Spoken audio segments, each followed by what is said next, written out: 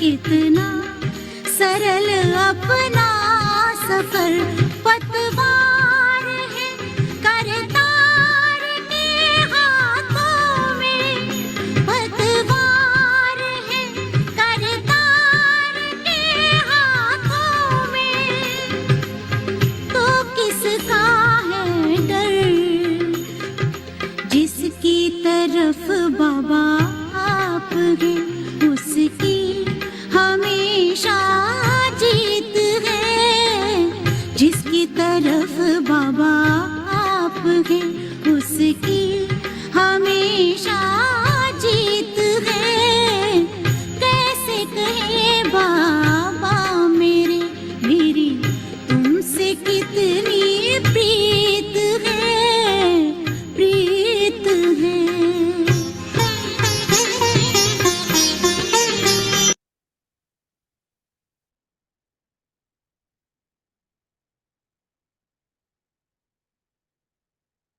Om Shanti.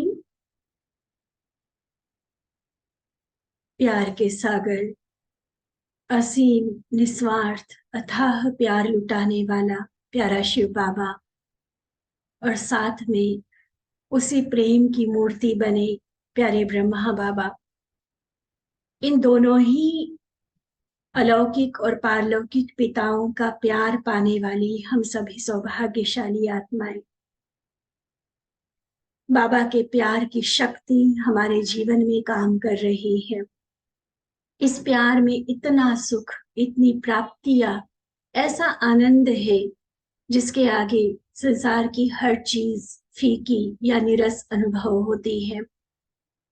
Automatically दुनिया से वैराग्य और परमात्मा प्राप्तियों से भरपूर संपन्नता का अनुभव हम आत्मा करने लगती है। ऐसे ही प्यार लुटाने वाली बाबा की आज की मुरली, जिसमें बहुत रमणीक तरीके से बाबा ने अपने प्यार को भी हम पर बरसाया है, और साथ साथ हम बच्चों के मन में बाबा के प्रति जो प्रीत है, उस प्रीत का रिटर्न हमारे जीवन में बाबा हमेशा सदा हम सबको हंसता गाता नाचता हुआ देखना चाहते हैं। इतनी शुभ आश, ऐसी पावरफुल दुआएं बाबा ने आज की मुरली में हम सभी को दी है। तो अपने मन के रिसीवर को सेट करते हुए चले हम बाबा के सामने अपने आप को उपस्थित महसूस करेंगे। बाबा की वरदानी दृष्टि और उसमें समाया हुआ असीम प्यार, बाबा के एक एक शब्द, एक एक महावाक्य के द्वारा अनुभव करते हुए आज की मुरली हम सुनेंगे। यह मुरली है 20 जनवरी 1982 की, जिसका सार है प्रीत की रीत निभाने का सहज तरीका। बाबा से प्यार है, सभी हाथ उठाते हैं। बहुत प्यार है, इसमें भी हाथ उठाते हैं। अब वो प्यार, वो प्रीत निभाने का तरीका, कोई बहुत मुश्किल बात नहीं बताई आज बाबा ने, बड़ी इजी सी बात बताई है जो हम हर कोई कर सकते हैं, और बड़ी रमणीकता वाली बातें हैं। तो ध्यान से सुनेंगे। आज स्वयं शिव शमा अपनी परवानों की महफिल में आए हुए हैं। तो बाबा कहते, आज शमा अपने परवानों के इस रूहानी महफिल में आए हैं। यह रूहानी महफिल कितनी अलौकिक और श्रेष्ठ है। शमा भी अविनाशी है और परवाने भी अविनाशी है। शमा अर्थात बाबा, और परवाने हम सभी बच्चे, दोनों ही अविनाशी। जैसे अभी गीत में भी सुन रहे थे, साथी अमर मैं भी अमर, कितना सुखद अपना सफर। तो शमा भी और परवाने भी दोनों अनादि अविनाशी अमर है। और क्षमा परवानों की यह प्रीत भी अविनाशी है। इस रूहानी प्रीति को क्षमा और परवानों के सिवाय और कोई जान नहीं सकता। जिन्होंने जाना उन्होंने प्रीत निभाया और उन्होंने ही सब कुछ पाया। एक और गीत है ना बाबा का, हम जाने प्रभु या तुम जानो, हमें तुमसे है कितना प्यार। तो मेरा और बाबा का जो प्यार है, पर्सनल चीज है, कोई और उसको ना जांच सकता है, ना उसको मेजर कर सकता है, इवन जान भी नहीं सकता। ये तो हम जाने और बाबा जाने, क्षमा और परवानों के सिवाय और कोई नहीं जान सकता। तो यह प्रीत की रीति निभाना अर्थात सब कुछ पाना। निभाना नहीं आता तो फिर पाना भी नहीं आता। इस प्रीत के अनुभव जाने कि यह प्रीत की रीत निभाना कितना सहज है। जो अनुभवी होगा उसी को पता होगा, बाकी तो सोचते रह जाएंगे कि हाय पता नहीं क्या छोड़ना पड़ेगा, क्या त्याग करना पड़ेगा, कितना कष्ट उठाना पड़ेगा, तब जाकर शायद भगवान मिले, तब जाकर शायद उसके प्यार की एक बूंद हमें मिल जाए। सोचने वाले सोचते रह जाएंगे, लेकिन जिन्होंने अनुभव कर लिया, क्या कहता है दिल कि कितना सहज है बाबा को पाना, बाबा को राजी करना, बाबा से हर प्राप्ति का रस लेना, कितना सहज, कितना इजी है। प्रीत की रीत क्या है जानते हो ना? सिर्फ दो बातों की रीत है, सिर्फ दो बातें। आज कोई बड़ी कोई मुश्किल बात बाबा नहीं बता रहे, सिर्फ दो बातें, और वो भी इतनी सरल है जो सब जानते भी है और सब कर भी सकते हैं। बाबा खुद गारंटी दे रहे हैं, ना करने जैसा असंभव क्या मुश्किल भी नहीं है, बहुत सरल सहज। और वह दो बातें कौन सी है? गीत गाना और नाचना, है ना पसंद सभी को। क्या करना है? गीत गाना है और नाचना है। लौकिक रीति से भी देखो, जहां प्यार होता है, खासकर आशिक माशुक के जो प्यार की बात होती है, उसमें एक दूसरे के प्रति गीत भी गाते हुए दिखाते हैं। आज फिल्मों के वगैरह जितने सॉन्ग्स है देखो, अगर प्रेम कहानी है तो सबसे ज्यादा सॉन्ग्स वो लव सॉन्ग्स होते हैं। एक और भी गीत है ना, हर दिल जो प्यार करेगा, वो गीत जरूर गाएगा। तो गीत गाना है, और दूसरा अपने जीवन साथी के साथ, अपने लाइफ पार्टनर शिव बाबा के साथ डांस करते रहना है। आगे पसंद दोनों बातें सभी को। कितनी सरल सी बात, गीत गाना और नाचना। और इसके तो सब अनुभवी हो, गाना और नाचना यह तो सबको पसंद है ना। तो यहाँ करना ही क्या है? कोई तकलीफ कोई कष्ट नहीं दे रहा है बाबा। क्या करना है? अमृत वेले से ही गीत गाना शुरू कर देते हो। ये भी एक लिस्ट बनाना, कौन कौन से गीत हम गाते हैं। रिकॉर्डेड गानों की बात नहीं कर रहे हैं। ये जो समय प्रति समय मुरली में बाबा जो हमें गीत पक्के कराते, मेरा बाबा मीठा बाबा, शुक्रिया बाबा, वाह बाबा वाह ड्रामा, जो पाना था सो पा लिया, ऐसे ऐसे जो गीत हैं, कितने सारे ऐसे गीत, सुबह होते ही आंख खुलते ही वह गीत गाना हम शुरू कर देते हैं। मुख से गाने की बात नहीं है, मन स्वतः गा उठता है। दिनचर्या में भी उठते ही गीत से हो। ये भी देखो बाबा ने कितनी सुंदर दिनचर्या बनाई हुई।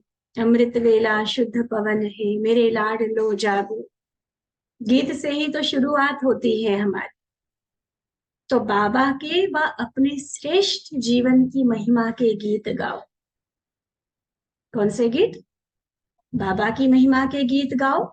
और मेरी यह ब्राह्मण जीवन, हीरे तुल्य जीवन, कितनी श्रेष्ठ, कितनी महान, कैसी विशेष है, इसकी महिमा के भी गीत गाओ।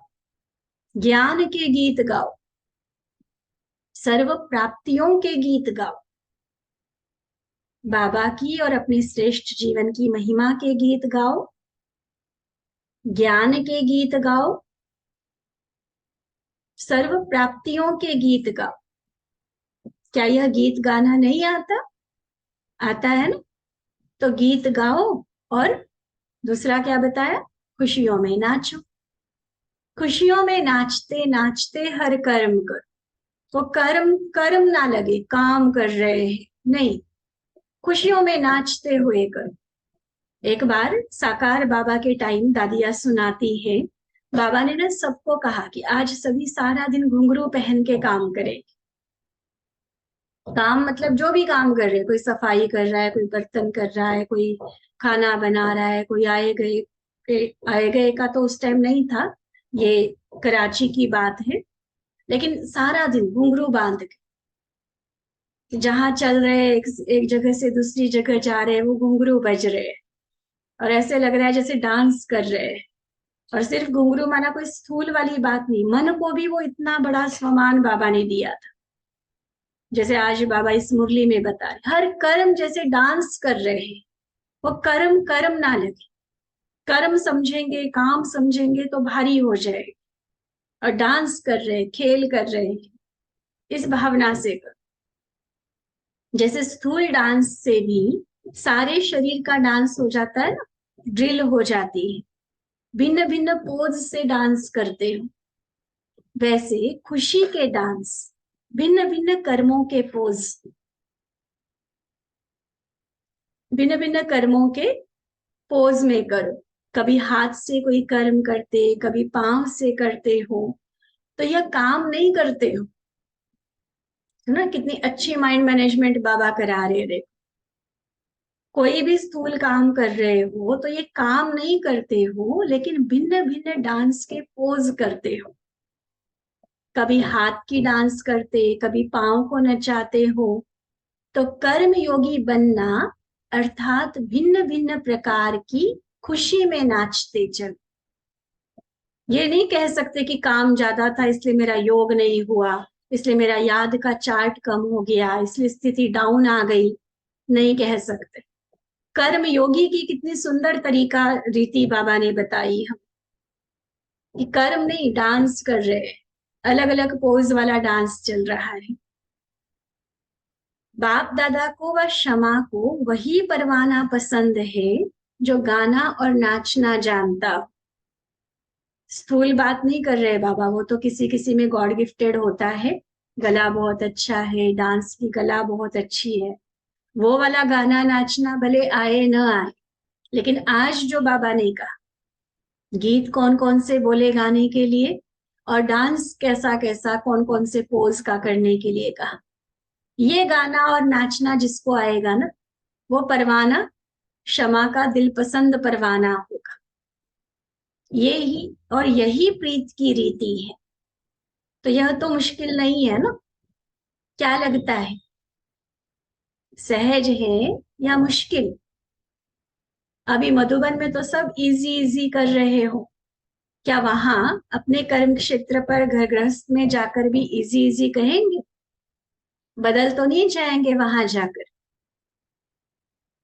मधुबन में तो देखो बाबा की पावर काम कर रही होती है, संगठन का ऐसा माहौल होता है, उमंग उत्साह होता है, तो बाबा के सामने तो सब सहज है करके हाथ उठा रहे कि बाबा इजी है, ये तो हम कर सकते, गाना और नाचना ही तो है ना, इजी है, कर लेंगे हम। लेकिन बाबा कहते वहां जाकर बदल तो नहीं जाएंगे। तो किसी ने जवाब दिया बाबा को कि यहाँ इजी है, वहां जाकर बिजी हो जाएंगे। तो बाबा देख, बच्चे चतुर होशियार है तो बाबा तो हमारा भी बाबा है ना। बाबा कहते लेकिन बिजी भी किस में रहोगे? इसी गाने और नाचने में बिजी रहेंगे ना, कहीं और माया की उलझनों में बिजी नहीं हो जाना। गाने और नाचने में बिजी रहो, सदा कानों में यही मीठी मीठा साज सुनते रहना। क्योंकि गाने और नाचने के साथ साज भी तो चाहिए ना, म्यूजिक बजेगा तभी गाने में और नाचने में मजा आता है। तो कौन सा साज सुनते रहेंगे? कौन सा साज? किसी बच्चे ने जवाब दिया मुरली। तो बाबा कहते मुरली का भी सार, जो हर मुरली में बाप दादा मीठे बच्चे, लाडले बच्चे, सिकिलधे बच्चे कहकर याद प्यार देते हैं, यही बाबा के स्नेह का साज सदा कानों में सुनते रहना। तो और बातें सुनते भी समझ में नहीं आएंगी, बुद्धि में नहीं आएगी। कई तरह की बातें होती ना आसपास, लौकिक में, अलौकिक परिवार में भी कहीं कुछ हो जाता है, कहीं इधर संबंधों का, संस्कारों का कुछ कुछ हो जाता है। तो बाबा क्या कहते हैं, वो बातें ऑटोमेटिकली सुनी अनसुनी हो जाएगी, वो हमें डिस्टर्ब नहीं कर पाएगी। क्यों?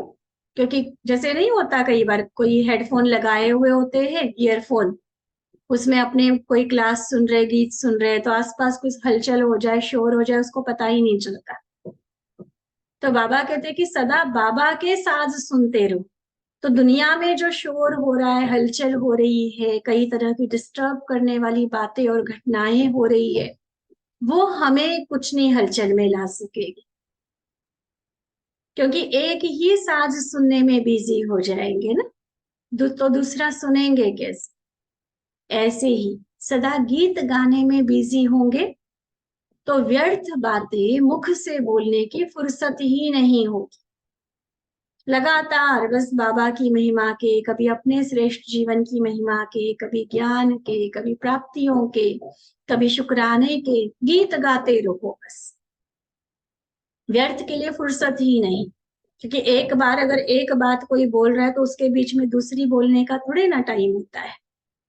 तो ऑटोमेटिकली व्यर्थ सुनने से भी छूट गए, व्यर्थ बोलने से भी छूट गए, और सदा बाबा के साथ खुशी में नाचते रहेंगे तो तीसरा कोई डिस्टर्ब कर नहीं सकता, दो के बीच में तीसरा कोई आ नहीं सकता।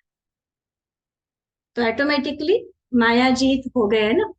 देखो, व्यर्थ सुनने से भी बच गए क्योंकि साज सुन रहे बाबा के, व्यर्थ बोलने से बच गए क्योंकि हमेशा गीत गा रहे हैं, और व्यर्थ संग, संग के प्रभाव, संग दोष, उन चीजों से भी छूट गए क्योंकि मैं तो बाबा के साथ डांस करने में बिजी हूँ। तो तीसरा क्यों आएगा डिस्टर्ब करने? न सुनना, न बोलना, न माया का आना। तो यह प्रीत की रीत क्या हुई? नाचना और गाना, बस।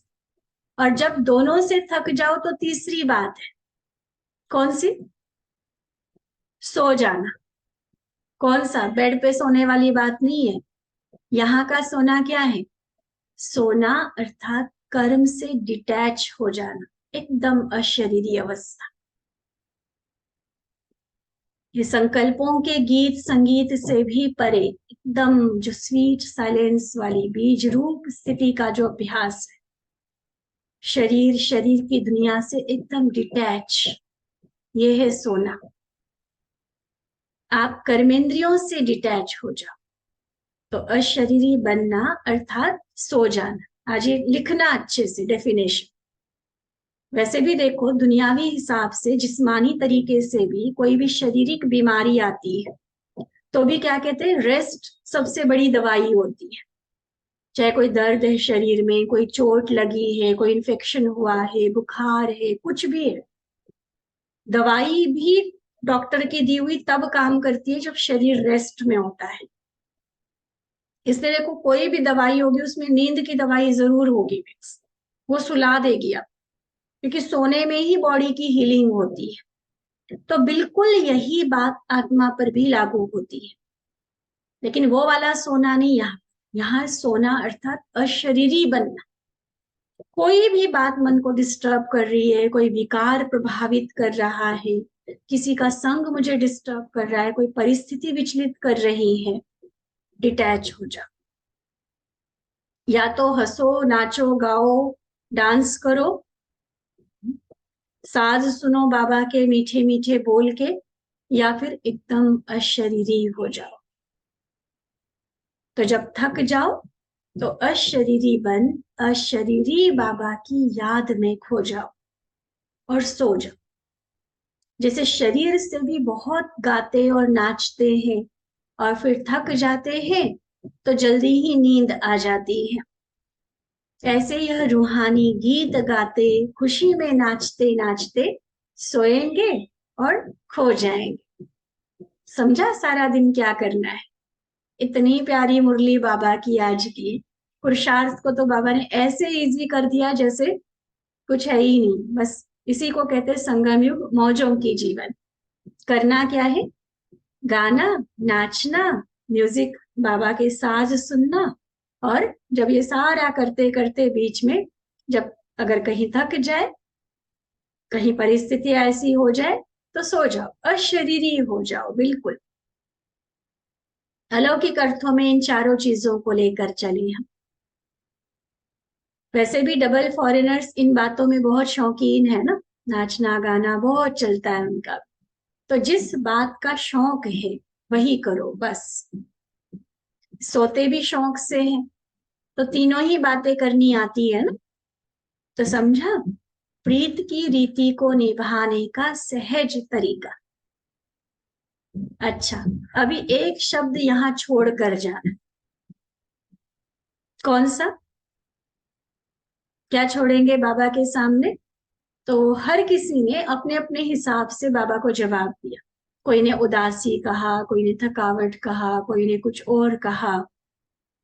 तो बाबा कह रहे हैं कि अच्छा, मतलब इससे सिद्ध है कि जो बोल रहे हो वो अभी तक है, अभी तक जीवन से निकाला नहीं है हमने उसको।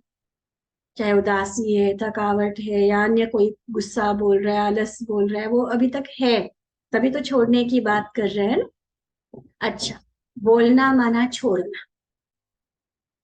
तो एक शब्द डिप्रेशन, डिप्रेशन कभी नहीं कहना। देखो 82 की मुरली है बाबा की, तब तो शायद अभी अभी शुरू हुआ होगा ये डिप्रेशन वाला वर्ड।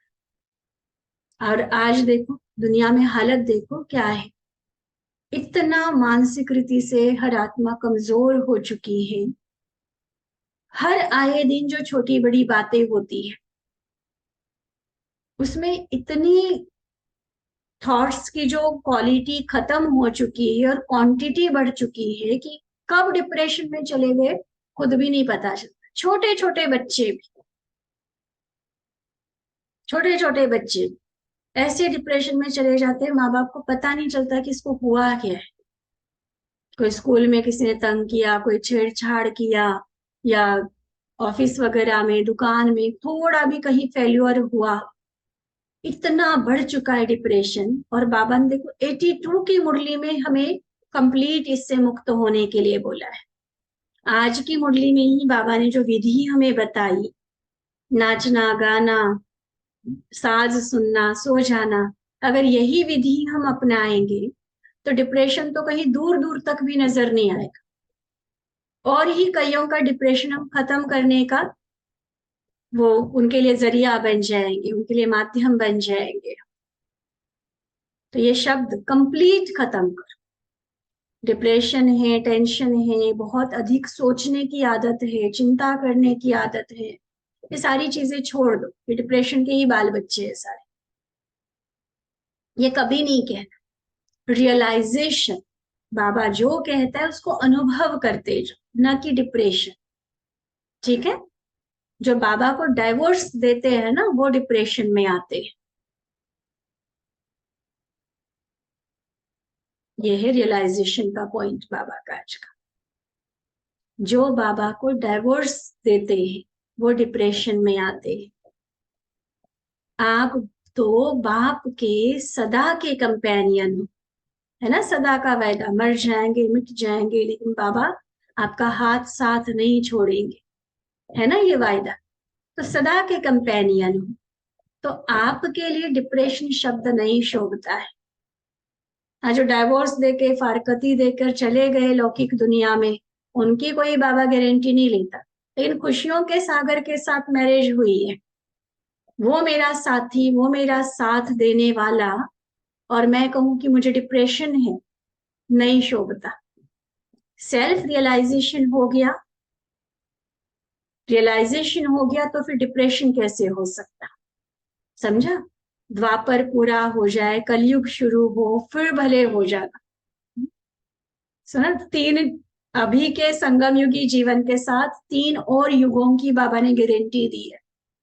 हाँ, कलयुग में जाएंगे थोड़ा और, बहुत ज्यादा पावर कम हो जाएगी, फिर भले थोड़ा बहुत चिंता होगी, वो अलग बात। लेकिन अभी तो विदाई दे, इतने समय के लिए अब डिप्रेशन को तलाक दे दो। बाबा को तलाक नहीं देना, डिप्रेशन को तलाक दे दो। ठीक है। कौन कौन रेडी है इसके लिए। आसपास फटकने ही नहीं देना उसको। अरे भगवान, मेरे लिए सोचने वाला भी वो बैठा है, तो मुझे ज्यादा किसी की किसी बात के कारण सोचने की क्या जरूरत है। सोचू भी क्या, सोचने से भी पहले हो जाते काम मेरे करने से भी पहले। ऐसे से बहुत प्यारे गीत बाबा के बने हुए, बाबा की ऐसी ही मुरलियों के आधार पर। अगर खुद से गीत नहीं गुनगुनाने आते तो बाबा के बने हुए गीत लगा के सुन लो। हमने देखा है बहुत सारे भाई बहनों का ये है। भाई लोग जैसे गाड़ी चला रहे, पूरा टाइम बाबा की कोई ना कोई गीत क्लास चल रही होती है। माताएं हमारी घर में काम कर रही है तो साथ में कोई गीत चल रहा है। कईयों के दुकानों में टीवी लगा हुआ है, वहां वो पूरा टाइम पीस ऑफ माइंड लगा के रखते हैं, बाबा के गीत चला के रखते हैं। तो ये विधियां होती है अपने माइंड को हमेशा बाबा के साथ कनेक्टेड रखने की। जरूरी नहीं है कि हमेशा ही वही सहारा हो, उसको आधार नहीं बनाना है हमें, लेकिन एक युक्ति के रूप में, कि सबकॉन्शियस माइंड तक बस, अंदर तक रट जाए वो चीज, कि बस मेरा बाबा, बाबा का प्यार, बाबा से जो मिलने वाली खुशियां है, जो प्राप्तियां है, जो शांति के अनुभव है, हर अनुभूति के अलग अलग गीत बने हुए हैं। तो ऐसे गीत गाते, गीत सुनते, डांस करते, सदा हमें खुशी में रहना। ब्राह्मण जीवन अर्थात ही खुशी की जीवन। डिप्रेशन शब्द शोभता ही नहीं है ब्राह्मण। पक्का कर ले हम अपने आप, ना कभी अकेले हो, ना डिप्रेशन में जाओ। कहा ना बाबा ने, कंपेनियन को तलाक नहीं दो, डाइवोर्स देते हो तो डिप्रेशन में जाओ। इसलिए साथ रहो, खुश रहो हमेशा। ठीक है।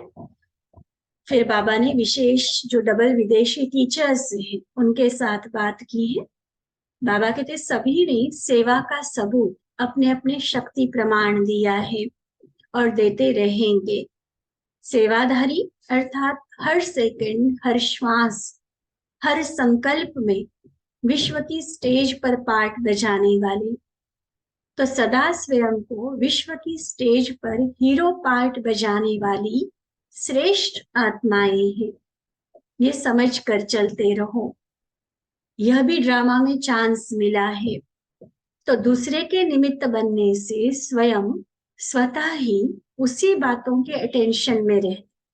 देखो, हम जब दूसरों को याद करा रहे हैं ना, कोई स्वमान की याद करा रहे हैं, आज का वरदान याद करा रहे हैं, या सिंपली बाबा की याद दिला रहे हैं, तो उसको दिला रहे माना स्वयं के ऊपर भी तो अटेंशन रहता है। तो इसमें डबल हो जाता है, जिसको बताया उसका भी कल्याण और स्वयं का भी कल्याण। जैसे कहते हैं ना, इत्र बांटने वाला स्वयं स्वतः सुगंधित हो जाता है, तो ऐसे जो दूसरों के निमित्त है स्वयं पर भी अटेंशन ऑटोमेटिक रहेगा। इसलिए सदा अपने को बाप दादा के साथी है, सेवा पर उपस्थित है, इस स्मृति में रहकर हर कार्य करते रहना। सदा आगे बढ़ते चलेंगे और बढ़ाते चलेंगे। हिम्मत अच्छी रखी है तो मदद भी बाबा की मिल रही है और मिलती रहेगी।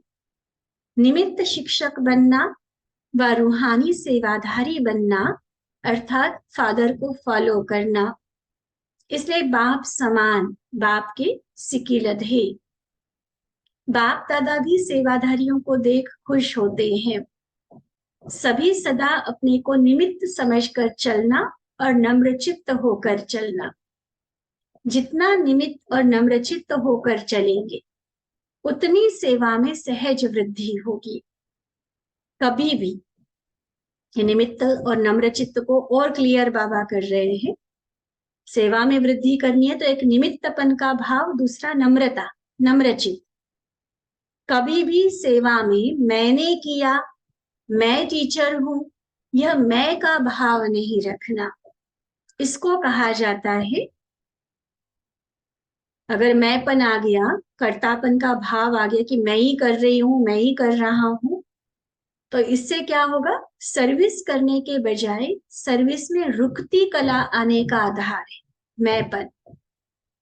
चलते चलते कभी सर्विस कम हो जाती है या ढीली हो जाती है, तो उसका कारण विशेष यही होता है, जो निमित्त के बजाय मैंपन आ जाता है और इसके कारण ही सर्विस ढीली हो जाती है। फिर अपनी खुशी, अपना नशा, सब गुम। तो कभी भी न स्वयं इस स्मृति से दूर होना और न औरों को बाबा से वर्षा लेने से वंचित करना।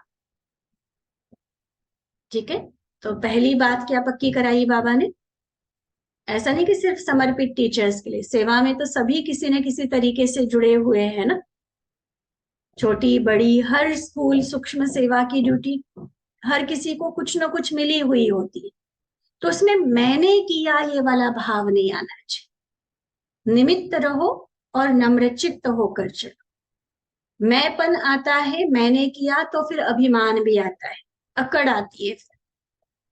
और जहां निमित्त समझेंगे ऑटोमेटिक नम्र रहेंगे, ये मेरा सौभाग्य है जो बाबा ने मुझे इस सेवा का चांस दिया, ये मेरा भाग्य है जो ये श्रेष्ठ कर्म करने का हमें मौका मिला, हमें निमित्त बनाया गया। अगर ना करे वो सेवा तो क्या सेवा रुकेगी? नहीं, कोई और कर लेगा और उसका भाग्य बनेगा। तो इसके लिए भी थैंक्स सेवा देने वाले को करना चाहिए, बाबा को भी या निमित्त रूप से भी जो सेवा की ड्यूटी देता है, कि थैंक यू, आपने हमें सेवा का मौका दिया। ये चीज देखो दुनिया वालों ने सीख ली है। कारपोरेट्स में देखो जितने सारे कॉल सेंटर्स होते हैं बने हुए, ये जो गाड़ियों की सर्विसिंग के लिए, मोबाइल के लिए, और कई कई बैंक्स वगैरह के स्कीम वाले फोन आते हैं, देखो कितना शुक्रिया करते हैं आपका। जब चाहे चलो उनका ऊपर ऊपर का होता है, लेकिन हमारे तो असली प्राप्ति हो रही है, हमारे दिल से कितना शुक्रिया बाबा के लिए निकलना चाहिए। तो उसमें मैंपन का भाव, अकड़, अभिमान, ये वाली चीजों का तो जगह ही नहीं है। इसलिए एक बात निमित्त और नम्रचित। दूसरी बात बाबा कहते,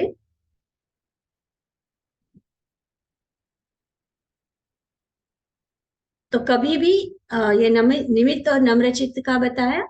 और दूसरी बात कि सदा यह स्लोगन याद रखना कि स्व परिवर्तन से किसी भी परिवार की आत्मा को भी बदलना है और विश्व को भी बदलना है।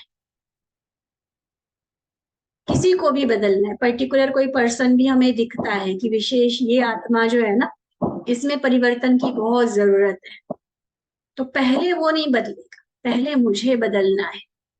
उसके हिसाब से उसको परिवर्तन कर सके ऐसी पावर मुझे पहले खुद में भरनी होगी।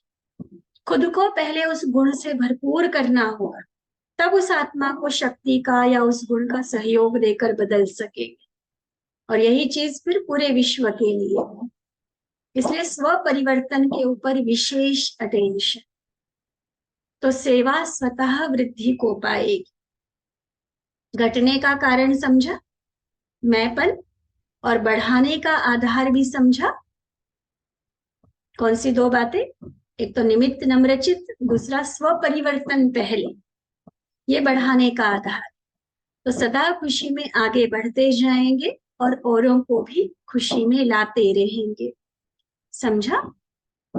बाकी सभी मेहनत बहुत अच्छी कर रहे हैं और मोहब्बत भी अच्छी है, सबूत भी लाए हैं।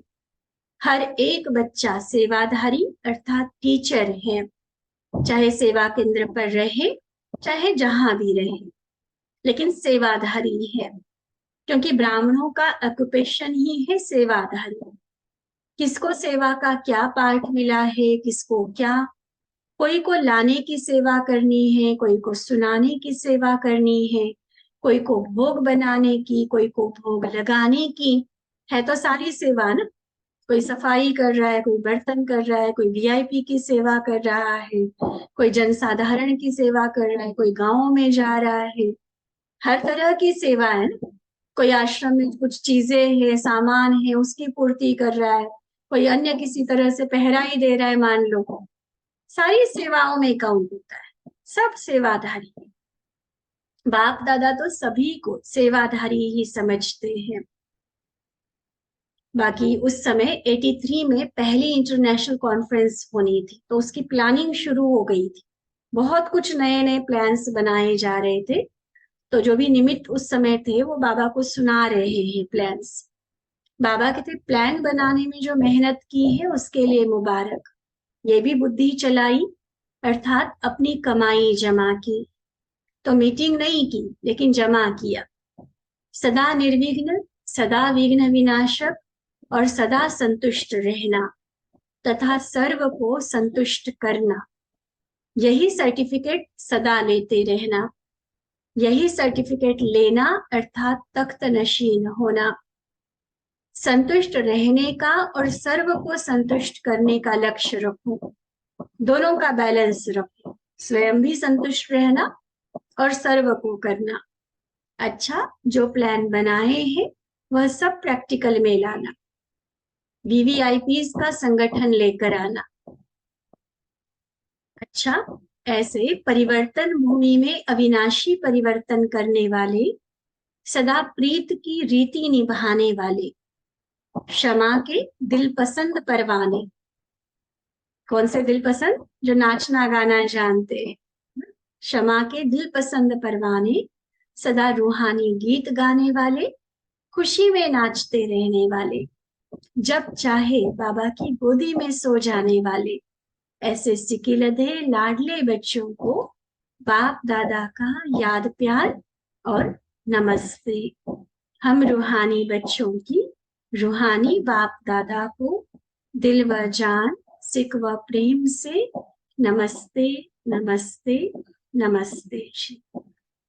अच्छा, ओम शांति।